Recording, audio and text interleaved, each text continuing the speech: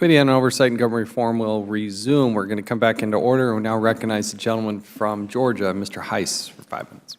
Thank you, Mr. Chairman. Mr. Herring, it seems the State Department initially requested the B-5 exemption. Is that correct? Sir, I wasn't in position at the time they were doing all of that, so I'm not. Is that your understanding? I'm not sure which exemptions they claim. Talking about the redactions. Right. I'm not sure what the State Department asked for. Okay, and it is my understanding that the FBI overruled that. Do you have any awareness of that decision? We don't typically. We're the investigative agency, so when it comes to matters of classification, we typically defer to the owners of the information. So okay, well, Ms. Freifeld, let me go to you then. Why was State trying to use this extremely broad exemption? I'm not responsible for FOIA redactions, so the FOIA process at all, so I'm so afraid I don't have an answer to that question. So you're not familiar with the B-5 exemption? I know what it is, but I'm not actively involved in the FOIA process in making redactions or any aspect. So you don't have any idea who made that decision?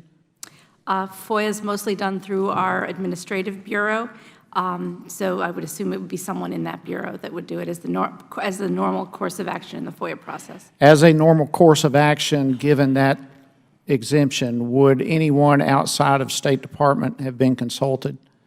We normally do consult in some cases for if there's interagency equities, and then they try to reach an agreement on what the classification level or redaction should be. So it would be your assumption then that probably there was some consultation?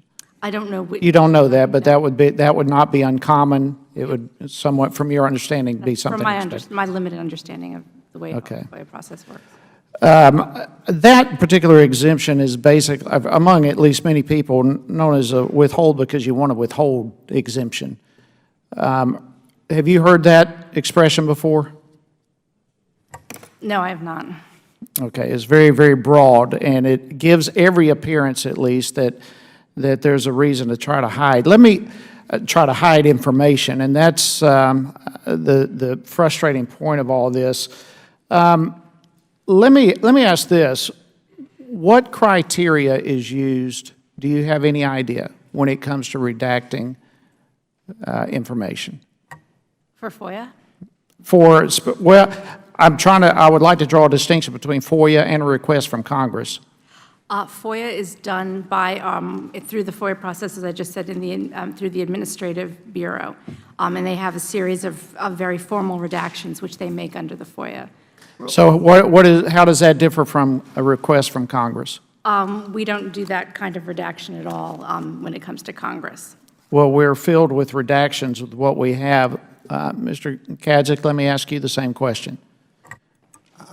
What is the difference between making decisions of redactions from a FOIA request versus Congress? Well, I'm not an expert on FOIA requests and redactions with respect to FOIA, but we don't use the FOIA standard when we produce information to Congress. Typically, we provide more information, but we still protect our law enforcement and prosecutorial equities when we make information available, and we do it consistent with the Constitution and the statutes that apply. All right, let me go back to Mr. Herring, because it seems to me like we're just going around in circles with all of this. The Chairman asked you earlier what you believe Congress should not be allowed to see or have information, and basically you said it varies from case to case. That's a pretty broad difference. Does it vary depending on some cases, a high-profile individual? No, sir. Let me try to answer it this way if I could. When the Bureau provided records to Congress, really, we think that the redactions were very light. We redacted primarily the personal identifiable information for some of the folks. And honestly, we do usually strive to protect information of a purely personal nature. And so, as far as excuse me, I've just got the 20 seconds left, but there's a whole lot more than that that's been redacted. I mean, on page 48, for example, you redact Ms. Clinton's birthday. The very next sentence, 4 attorneys of hers are mentioned by name. A 5th one is redacted. That's not personal information. There are hundreds and hundreds of examples like this. Certainly. I mean, I think a number of the folks mentioned in those documents are out there in the public in some form or fashion, and I don't think that there's any reason to, well, If they're in the public, then why didn't we get it? the ones that are in the public you did get. The ones that are not in the public are the ones that were redacted, sir. So is the standard for Congress based upon what you would give the public? No, sir. Well, then we should receive that and much more information. I see my time has expired, Mr. Chairman. I look forward to continuing this. Thank you. Thank you. I recognize now the gentleman from Florida, Mr. DeSantis, for 5 minutes. Thank you, Mr. Chairman. Mr. Herring, you had said that the case involving Hillary Clinton is closed. Did you mean that that also includes the perjury referral that the Congress has sent to the FBI? Has that case been disposed of? No, I'm not aware of, I know there have been referrals. I'd have to defer to the Department of Justice for where that is in the process. But you can't say that it's been disposed of, correct? No, sir. Okay. Let me bring you in, Mr. Higgins, about kind of the nature of the information. Do you work or have you worked in your career at the CIA in what is called a SCIF? Yes, sir. What is that? A SCIF is a sensitive compartmented information facility. And what's the purpose of it? It is a secure facility in which one can handle sensitive compartmented information. So if I have that type of information, TSSCI, am I allowed to store it in my office if my office isn't certified as a SCIF? There are rules for handling classified information. I wouldn't want to misstate those rules, but as a general principle, compartmented material should be stored in a SCIF. And so could I bring it home, even if I lock my door at night, put it in my nightstand, if I lock my bedroom door, would that meet the qualifications of having SCI information if it wasn't certified as a SCIF? Unless you have a SCIF in your home, generally no. Okay. And we have a SCIF underneath the Capitol here. We have briefings here for members of Congress. And when you are going into the SCIF, there are certain protocols that you got to follow, correct? Yes, All the files have to be locked up at the end of the night, correct? that's correct. And when the SCIF is unoccupied, the door's got to be locked. You can't just leave it open, right? That's correct. And you're not allowed to bring phones or electronic recording devices in the SCIF, correct? That is correct. So if I want to sit there and listen to the briefing about payments to Iran, if that's classified and we're down in the SCIF, if I want to bring my my iPhone to check my email or to check news clips, I just can't do that, right? I would hope not. Okay. Now, has it happened at the CIA or any of the other agencies where employees have brought that type of electronic media into a SCIF? I'm sure that people do on occasion accidentally bring electronic devices in. There's a protocol for them reporting that to your security officers and removing it from the building as soon as you discover that you have it. And I would say that there's probably been instances where SCIFs have been unlocked overnight or been unattended and been unlocked, and there's also procedures for reporting that, correct? Yeah, I have no immediate personal knowledge, but I'd assume that there are such cases. Okay. And why do you have to immediately report it? I mean, mistakes happen. To assess whether there were any consequences of a SCIF, for example, having been unlocked or an electronic device having been brought into a SCIF. Which, in the consequences, could mean that that information is exposed to hostile actors? Potentially exposed one way or another. Okay. And if that happens, what happens at the CIA if somebody has not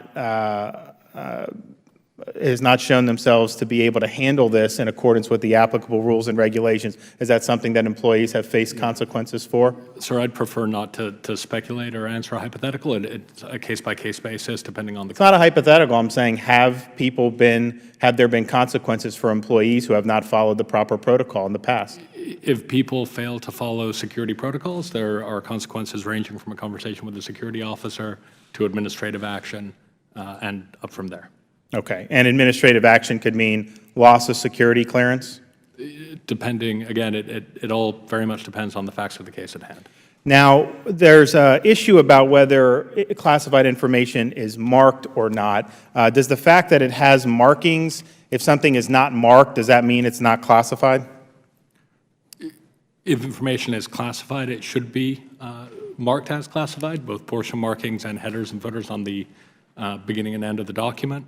But the lack of a classification marking does not mean that the material in question is not necessarily classified. And if you have, if we have people that are forward and, you have things like signals intelligence and human intelligence, you can get that in forms before it ends up getting reduced to a document, correct? Yes, one could. And the fact that, then if I got that, I could not then go to an email system or an unclassified area and reduce that to writing if it's not properly protected, correct? When classified information is reduced to writing or put on an electronic system, it should be put on a system that is appropriately secure for that level of classification. Thank you. I'm out of time. I yield back. Thank the gentleman. We'll now recognize the gentleman from Oklahoma, Mr. Russell, for 5 minutes. Thank you, Mr. Chairman, and thank all of you for your lengthy and continued service to our country. It is appreciated.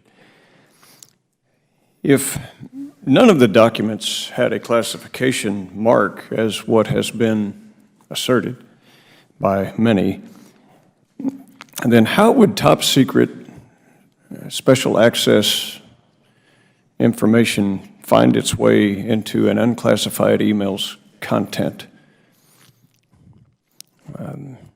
Anyone can take that. Mr. Herring? I do think this is something we should talk about in the next closed setting. Okay. We will. If a sender of information knows that they are sending information that came from a classified source, then I guess, would that be a breach of law if they're sending it unclassified, or if they are providing the details of that information in some form in an unclass? Would that be a breach of law? I think from my perspective, I don't want to speculate what the investigative team did here. I mean, We're not talking intent. We're just talking about what. Well, I mean, I think there is intent, those things you look at in those kind of cases. Okay. It's very fact-specific, but, we're not really for the investigative team. I mean, I hesitate to. So if they willfully know that they're taking it from a classified source to an unclassified source, is that a breach of law? Mr. Kadzik, Department of Justice. It's hard to answer a hypothetical. Well, this is pretty straightforward. No case is straightforward until you look at the particular facts. So I guess then if they didn't know,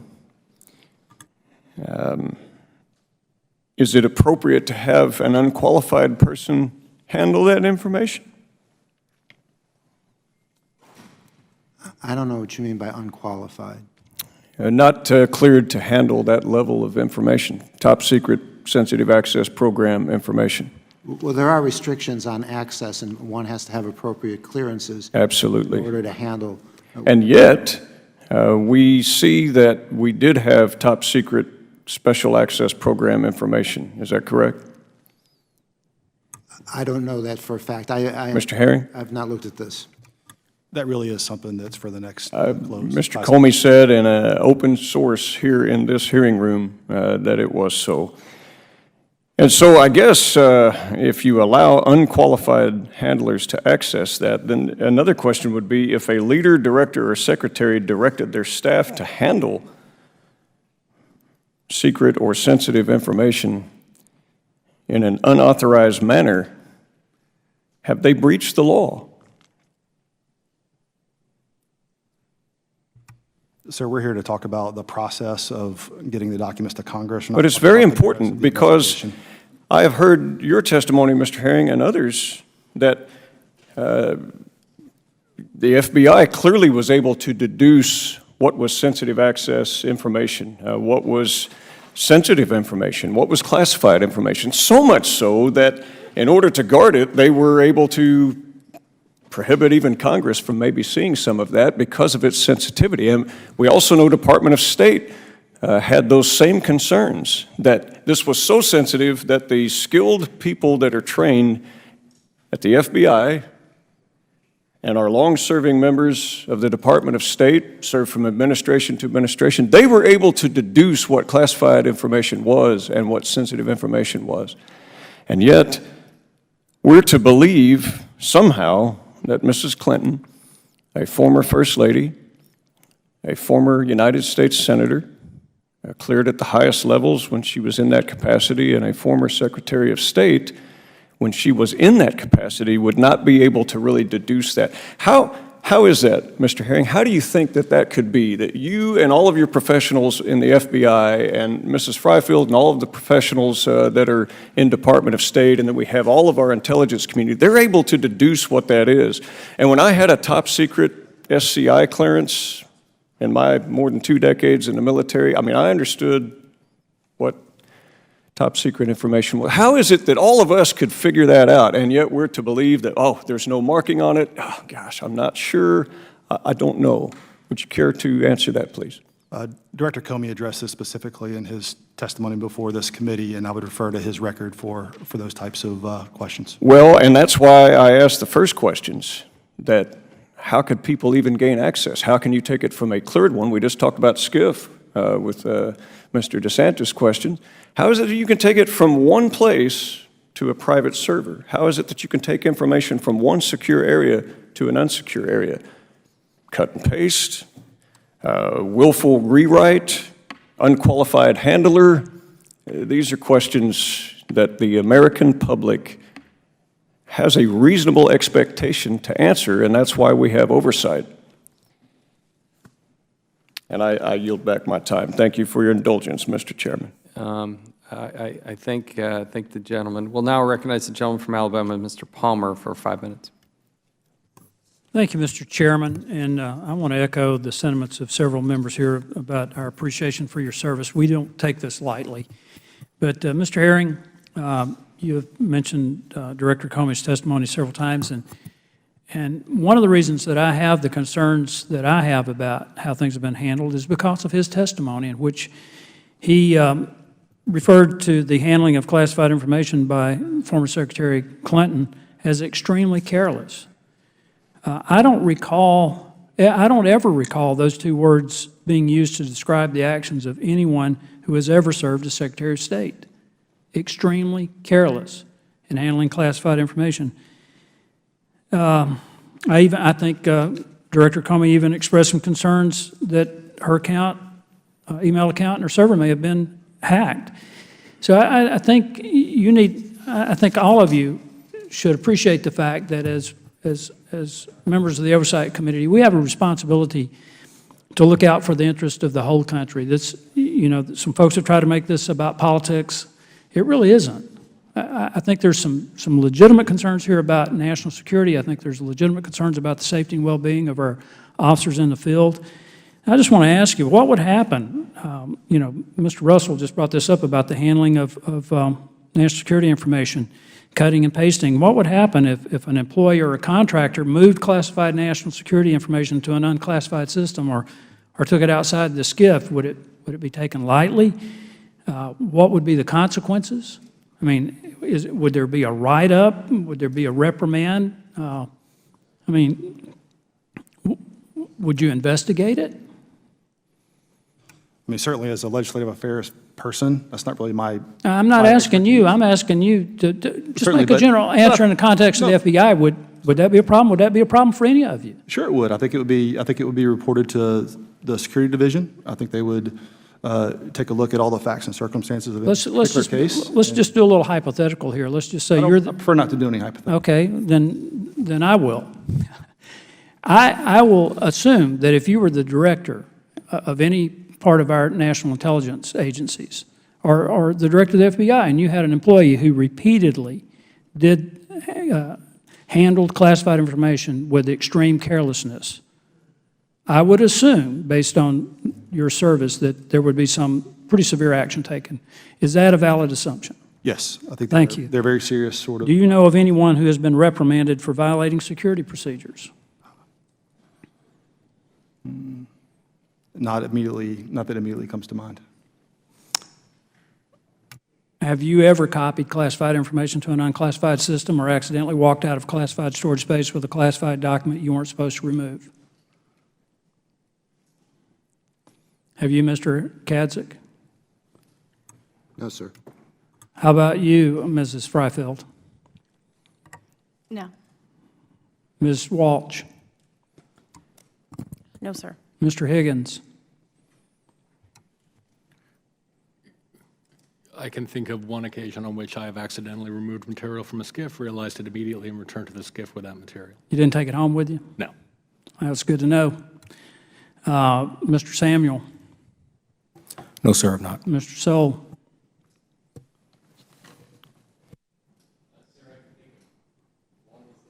Your microphone, please. Microphone, please. Sir, I can think of one instance that I made a mistake. I reported it to my staff security officer. The document was destroyed.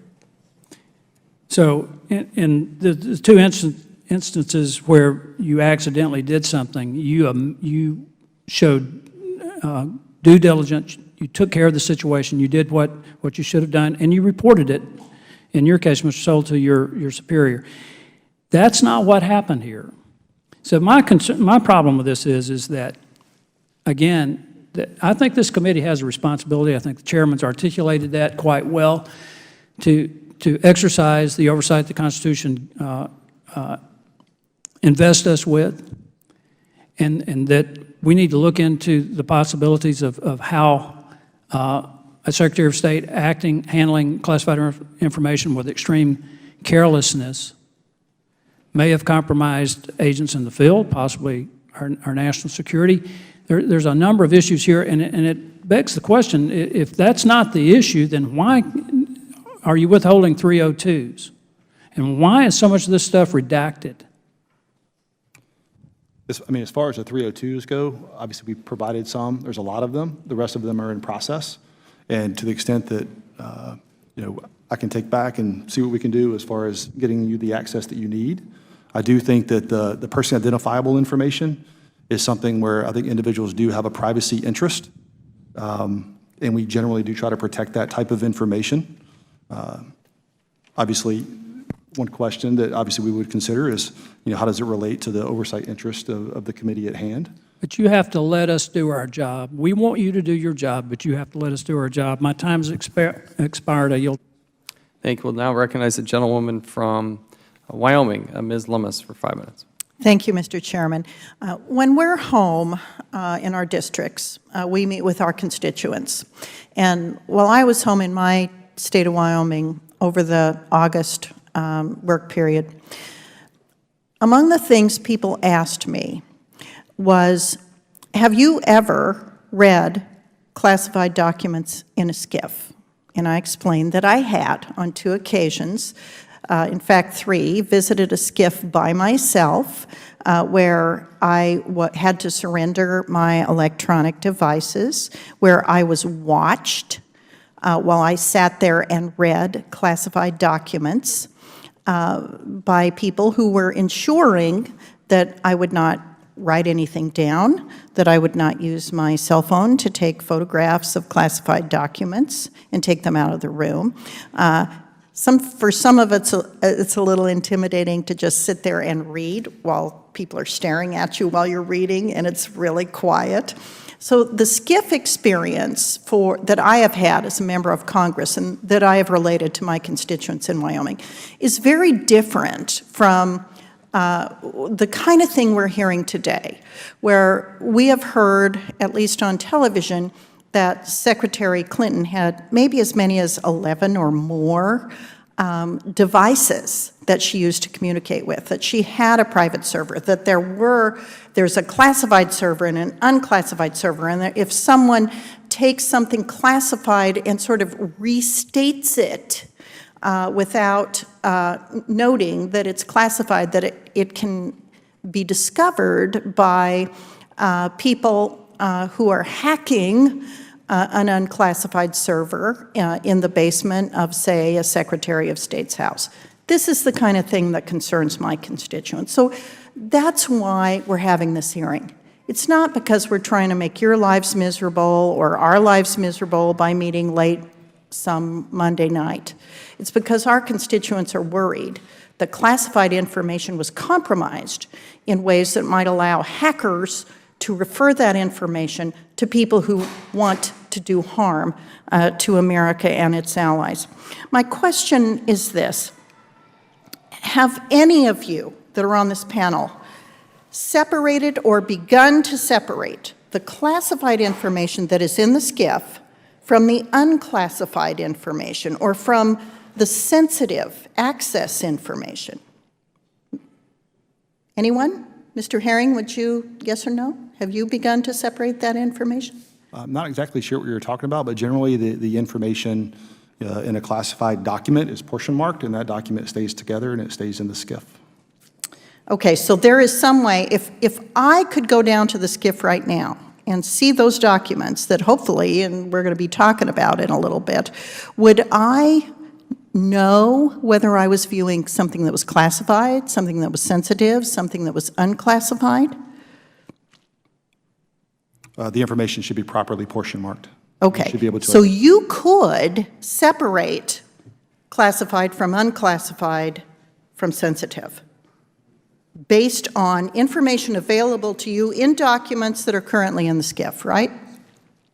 If it is properly marked, you can certainly distinguish the classified from the unclassified. I do think, though, in our production to Congress, which is what we're really here to talk about, there are other sensitivities in the unclassified information, the sort of non-public information. It's certainly not suitable for public release. Okay. Why have we as members of Congress not been provided access to the non-classified, non-sensitive information that is in the SCIF?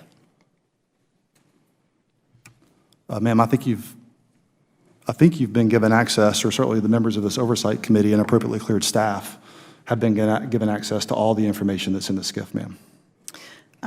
Mr. Chairman, I would like to yield the balance of my time to you.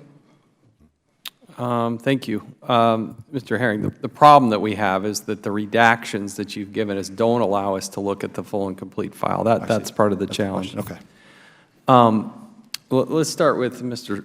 Soul there. The NSA, do you have an understanding of the total universe of the compromised classified material that was found in the universe? Absolutely not. What? Explain that to me. Hillary Clinton took 4 years of communication outside of a secure communication. Do you or do you not have an understanding of the universe of that breach? If by universe, sir, you mean the importance of it, I certainly understand the importance of it, but I don't have personal knowledge of everything that is said to have been released. Does your agency, does the NSA understand the universe of the breached material? My understanding is that every document that was referred to us, but I will want to talk more in closed session, sir, we had the opportunity to review, and I can give you the results of that in closed session. But do you have an accounting that shows that you have all of there were untold tens of thousands of things that were destroyed? We heard testimony from Under Secretary Kennedy just last week that they now have 14,900 additional emails, plus tens of thousands that have been given to them in the last 30 days. So I'm asking if the NSA understands how much classified information from NSA has been compromised in a non-secure setting. Sir, I'd have to speculate. I do not know that, and I don't know that we do know that, but I could take that back. And you'll get that to me by? Sir, I'll look. I don't know. A week, is that acceptable? That's sir? fair. That's fair. Mr. Samuel, same question. Sir, while I prefer to discuss this in the closed session, yes, NGA is aware of and has reported back to Congress the extent of our equities found in those emails. Can you give us a general sense, though, of what percentage of the compromise do you believe you're aware of? Sir, again, I prefer to discuss that in a closed session. Mr. Samuel, when did you first become aware that there could have been a compromise of this data?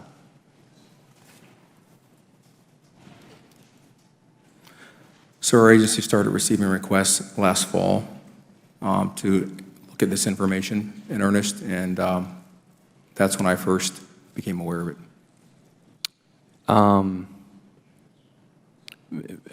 Mr. Soll, when did the NSA first become aware that there might have been a breach of this classified information? Sir, like my NGA colleague, I believe it was last fall, but I don't have that information in front of me. Okay. Just so members know, that this criminal referral started because the Inspector General got word that there was classified information in a non-secure setting. They confirmed that it was in a non-secure setting, and that's when they gave the criminal referral to the Federal Bureau of Investigations. Part of what we need to understand is, when did ODNI, CIA, NGA, when did they all understand? Has all that information been recovered? We need to know whether or not ODNI understands the scope of what was potentially sent in those emails. Do you feel, Ms. Walsh, that ODNI knows 100% of what was compromised? Given that that's outside of my role in legislative affairs, I'd have to take that back. Can you get that to me? Is a week fine? Is that to ask that question? We'll do our best. A week, the best then? I'm going to say is we'll do our best. A week? Is that fair? Sure. Thank you. Appreciate it. All right. Gentlewoman yields back. Do any other members have any other questions appropriate for an unclassified setting? Mr. Gosar is now recognized. Thank you, Mr. Chairman. Mr. Higgins, CIA collects a great deal of human intelligence. That is, it collects information from foreign individuals, often at the risk of that individual's life. Is that true? Yes. Are you aware that the State Department released some unclassified emails from Secretary Clinton with a FOIA redaction that said, quote, B3 CIA persons /org? Are you aware of that? I will admit I do not remember every classification marking on each of the emails that were released pursuant to the FOIA request. So let me get this straight. So CI persons /org means information redacted with sensitive information about an individual organization affiliated with the CIA, correct? I will take your word for it. I don't have the FOIA manual in front of me, Okay. I'm afraid. So if information from a single or small group of CIA officers or agents makes it to our adversaries, that could present a huge risk for their safety, right? Sir, I wouldn't want to speculate without knowing what information we were discussing, and I'd prefer to... But potentially, I mean, given that circumstance, it could potentially have some serious ramifications for those people. Again, it would all depend on the information in question, and I'd prefer to discuss the classification review and any classified material in a closed setting. Well, but that's hardly a classification that we can't talk about right here, is it? If information relating to CIA sources and methods were disclosed to a foreign adversary, yes, that could have adverse consequences. So to some degree, protection of classified information is life or death? It can be, yes. Okay. And even a few sentences from a source could reveal the source, it could expose that source, true? It would all depend on those few sentences. But it could? Potentially, yes. Okay. So would you say that someone who treats information with our spies abroad exceptionally carelessly should be trusted with a security clearance? Sir, I think that is well outside my remit. Well, I watched the chairman ask each one of you, gentlemen and ladies, going back over classified, did you remove any information out of a SCIF or any documentation? And those that said yes said, hey, we went back. There was some seriousness to it, right? I believe people with access to classified information treat that responsibility seriously, yes. You say that one more time? I said I believe people with access to classified information treat that responsibility seriously, yes. Really? I do. So why are we here? I would defer to the chairman. No. So why are we here? Because we have a Secretary of State that had a whole server that was offline. Kind of unusual, wouldn't you say? Again, sir, I am here and ready to That's discuss fine. the classification Mr. Soul. process in a closed setting. NSA is tasked with collecting intelligence electronically through signals. Is that correct? Yes, sir, it's correct. Would leaking signals intelligence damage national security? Yes, sir, it would. What if the person looking at the intelligence thought the information in question wasn't important? Is that a valid excuse for leaking signals intelligence? No, sir. Leaking any signals intelligence can reveal our signals intelligence capabilities, so that even if information collected by NSA seems innocuous, is that correct? Generally, I agree, sir. It would depend on the facts. It still should be treated as classified, true? If it was indeed classified and properly classified, it should be treated as classified. Has the NSA ever lost an important intelligence collection tool, been burned, is the quote, because classified information about that method made it into the wrong hands? Yes. Would you say that someone who treats NSA signals intelligence exceptionally carelessly should be trusted with a security clearance?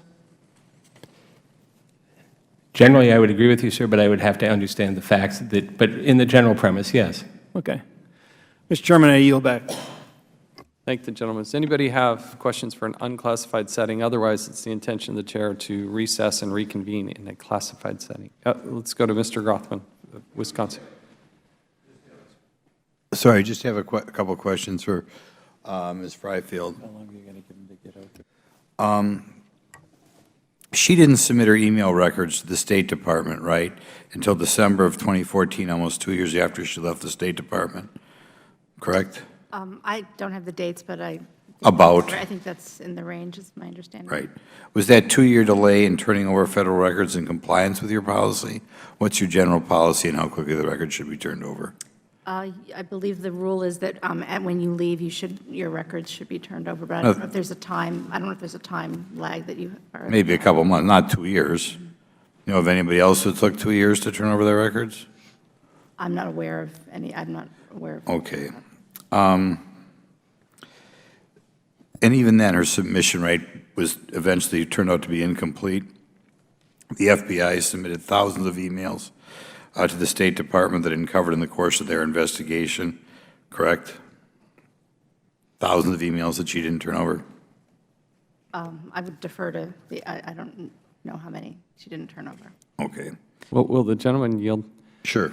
The Undersecretary for Management, Patrick Kennedy, testified there were 14,900 additional emails and tens of thousands that he received in the last 30 days. Was he accurate or inaccurate? I assume he's accurate, but I do There we go. legislative affairs. Go ahead, so Mr. I don't- Rothman. Okay. That's not my specialty. It's a huge point for us. Right. Was her failure to turn over these emails in compliance with State Department policy? Do you know anybody else since you've been there who hasn't turned over that huge number of emails upon leaving? I'm not aware of any, but I don't. Anybody not turning over any emails since you've been in your position that you're aware of? I don't monitor that, but I think we're each responsible for our own emails, and we file them and save them, and they give you sort of a process. You ever hear of anything like this happen since you've been involved in state? Anybody not turning over emails? I haven't really been involved in the records retention issue, but I know we're working hard to improve our records retention system. We have new processes, new people who are involved in sort of helping us all to understand how it's done. Okay. Secretary Clinton's IT contractor deleted an email archive from their servers after they were made aware of a preservation order from the Benghazi Committee. Okay, so after they were told to preserve it, they deleted it. Was the deletion of that email or those email archives in compliance with State Department policy? I think the policy is you're not supposed to delete emails. Delete them, right. And these are particularly severe because she particularly wasn't supposed to delete these. So that would be, what would happen to a regular garden variety employee of the State Department if they had done this sort of thing? I don't know, but I think usually you save your emails and pass them on as records. I know, that's what you're supposed to do. Everybody does it. If another employee, just put somebody in your mind, another employee had deleted emails like this, what do you think what would the state done about it? I honestly don't know. They never think about it, never occurred to them what happened, okay. Will she or any of her aides that help participate in this face any punishment or negative consequences for her actions in doing this? I can't speak to the specifics, but in general, when there's any kind of a violation or an issue or infraction, it's reviewed through administrative procedure out of the Diplomatic Security Office. Okay, I'll yield the remainder of my time to the chair. Thank the gentleman. Our first round, this round of the unclassified questions has concluded. The committee will take a short recess, reconvene in the House Visitor Center, room 210 of the Capitol Visitor Center to conduct the closed portion of the hearing. We will start, we will give you 15 minutes and try to reconvene at 8:25. 8:25. Committee stands in recess.